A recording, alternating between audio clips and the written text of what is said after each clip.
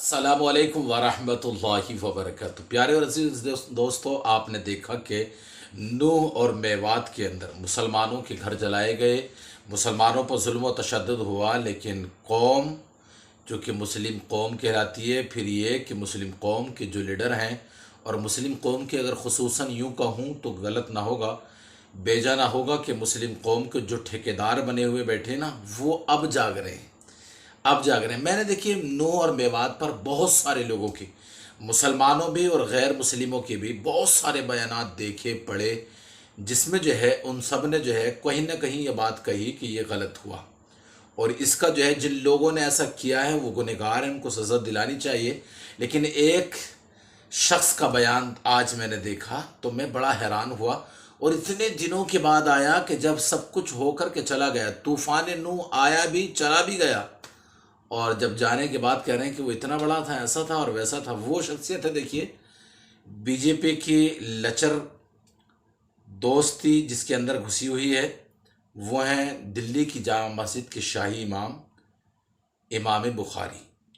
ये वो शख्स है कि जिसने जो है अब आकर के बयान दिया है कि नूह पर ऐसा क्यों हुआ, ऐसा नहीं होना चाहिए था, और उसको जो है ये करना चाहिए था। इन्होंने पूरे खुतबे के अंदर मस्जिद में इन्होंने खुतबा दिया, और पूरे खुतबे के अंदर इन्होंने जो है कहीं भी ये नहीं कहा कि ये जो मामला हो रहा है इसे फ़ौरन रोको, और ये रोक सकता है, नहीं रुका तो मुसलमान जो है वो आपसे शिकायत करेंगे या अदालत जाएंगे। नहीं, इन्होंने जो है वो, किसी ने कहा होगा कि उन्हें आप नहीं बोल रहे हैं तो आप क्यों नहीं बोले, तो उन्होंने जो है जैसे पल्ला झाड़ दिया था ना, उन्होंने कहा चलो हम भी दामन झाड़ देते हैं इसे कह करके।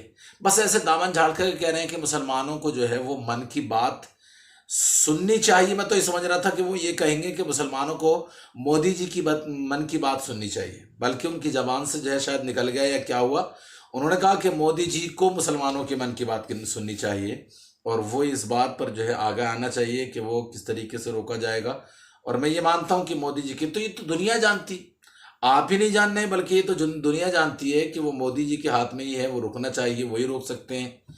आपने क्या कहा, जमीयत उलमा हिंद वहाँ तक चली गई, दूसरे लोग गए, लेकिन आप तो बिल्कुल दिल्ली में रहते हैं, नूह से सटे हुए इलाके में रहते हैं आप, लेकिन आप ना गए, ना आपका वफद गया, ना आपके देखिए जागे। आपकी नींद अब जागी, लो जी, अब जागे मियाँ, जब तूफान नूह आकर के चला गया अब जागे। अब इन्हें पड़ी है कि मैं भी कुछ हिस्सा इसमें लेकर के अपने के देखिए ऊपर से जो उतार लूँ। तो इन चीज़ों से जब तक ये देखिए ऐसे बेवकूफ़ कौमी मुस्लिम में रहेंगे, ये मुसलमानों का क्या देखिए भला होने वाला नहीं है।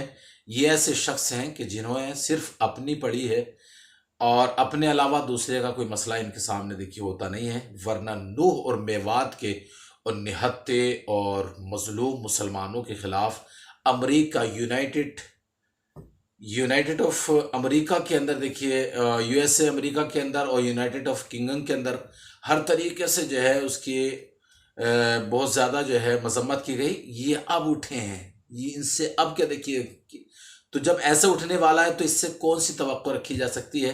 लिहाजा ऐसे लोगों से मुसलमानों का भला होने वाला नहीं है। इन सब की बातों में ना आए। ये वही हैं जिन्होंने दिल्ली के जामा मस्जिद के सामने बीजेपी का देखिए एक कार्यक्रम कराया था, और मैंने उस वीडियो डाली भी थी। लिहाजा गुजारिश है कि ऐसे उन लोगों से होशियार रहिए और जागते रहिए, और जाग करके ज़िंदगी गुजारिए। जागते रहें और जगाते रहें।